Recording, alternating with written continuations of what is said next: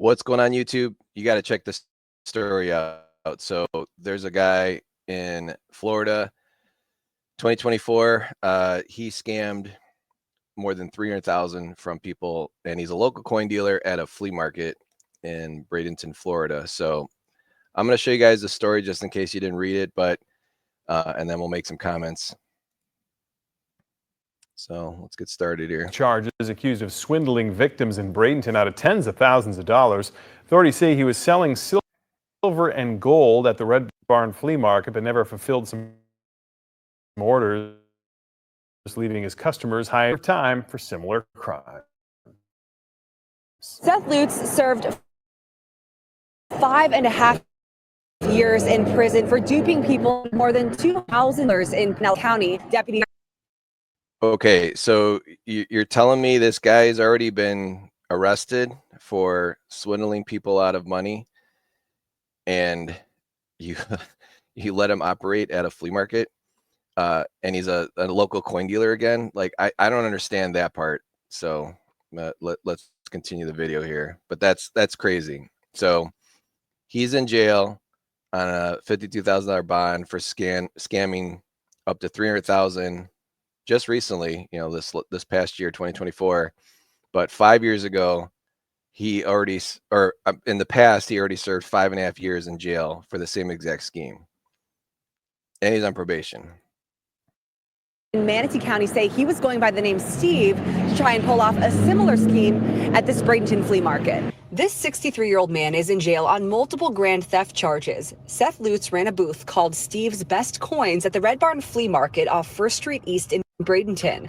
Customers looking to purchase silver and gold ended up turning into victims of a crime. The guy seemed all right with me. We did a couple little deals. He had the merchant. The price was right and everything was fine. That victim told us he put down a deposit and was promised gold coins within 7 to 10 business days, but never got them.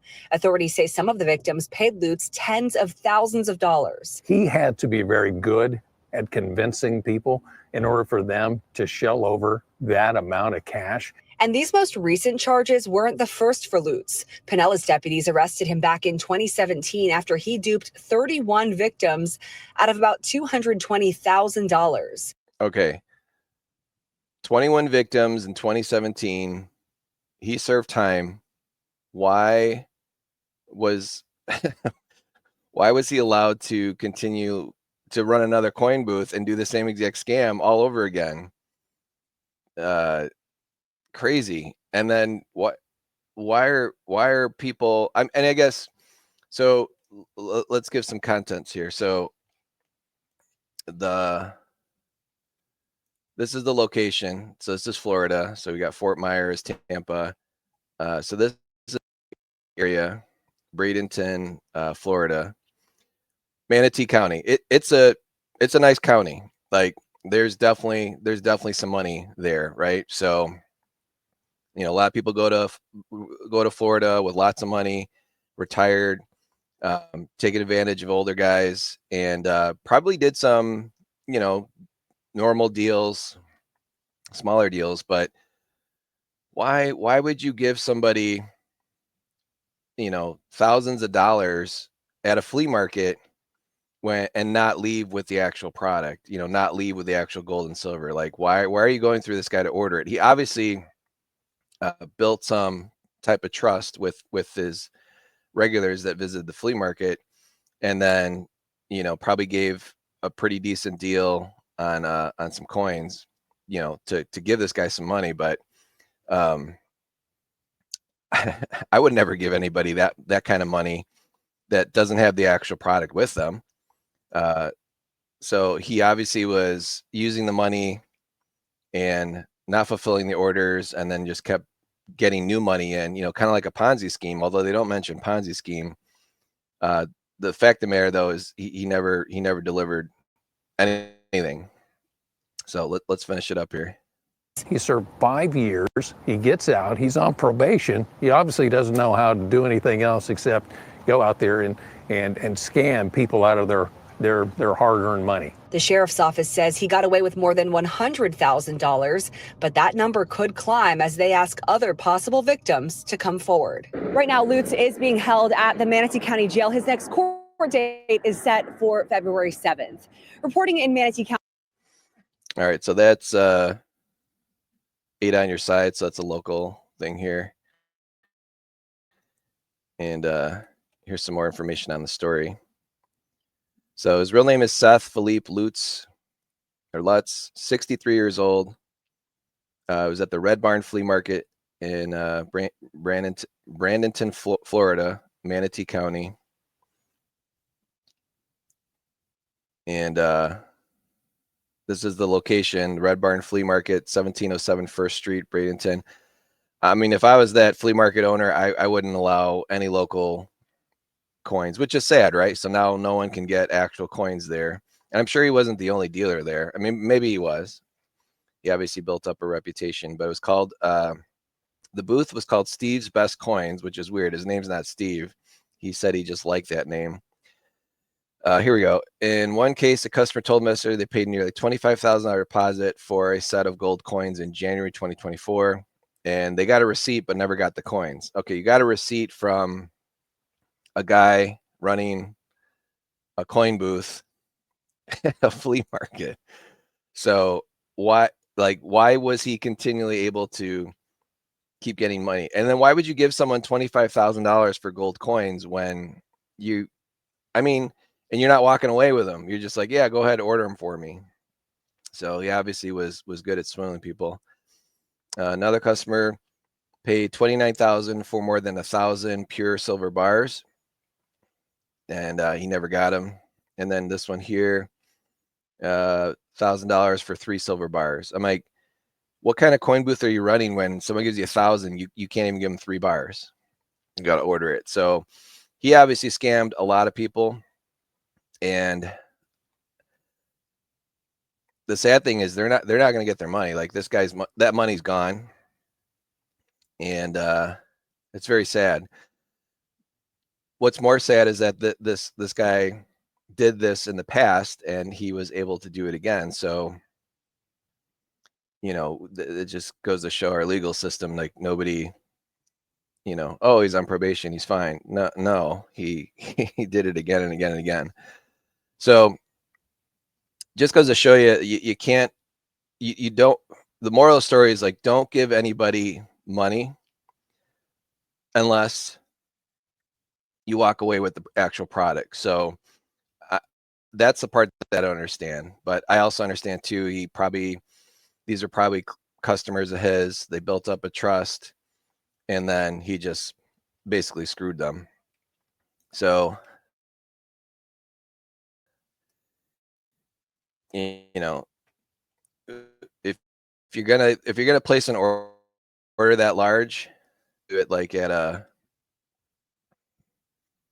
go to like an SD Bullion or Monument Metals or something like that. And these guys actually have the product, and then you're protected, and it's a very, very large company. So they're not going to take your money and run with it. And they're not, worst case scenario, you'd get your money back because you're actually dealing with an actual merchant. So I don't understand it, but maybe because he was able to deliver a better deal, on paper, but paper's paper. If you never get your actual product, again, I don't know what would you guys do that? Okay, let's say you got a thing with a local flea market guy or a local coin shop, and you do a couple little deals, and then all of a sudden you're going to drop 25,000. There's definitely more to this story. Obviously, he delivered other stuff to these people, but it's insane. So moral of the story is, don't give money to somebody when there is no product to be had. I mean, this one right here, the $1,000, like, are you kidding me? He couldn't even give you the bars right then and there. Like, that's not a lot of silver. But again, the sad thing is, he did this to others in the past. So moral of the story is, don't give a local coin dealer at a flea market any sums of money to order stuff for you. If you're going to do business, make sure the actual product is physically there and leave with your product, and obviously make sure it's real. So hopefully you guys appreciate the story. Again, it's sad because these people are going to be out of money. If they get anything, let's say the person that gave $1,000, like, unless someone does a class action lawsuit, and again, you're kind of getting blood from a turnip. If there's no money to be had, your money's gone. And if you do recover any money, you're going to have to sue this guy. And how's he going to pay you back when he's in jail and there's no money to be had? So even if they come in and liquidate whatever inventory that he has, this guy that paid $1,000, he'll be lucky he gets $10 back. So that's a really sad story. So just be careful out there. Buy from reputable local coin shops that have been there many, many years. If you spent this kind of money on eBay, you're protected at least, because if you never get your product or you get product that's fake, eBay will guarantee your money back.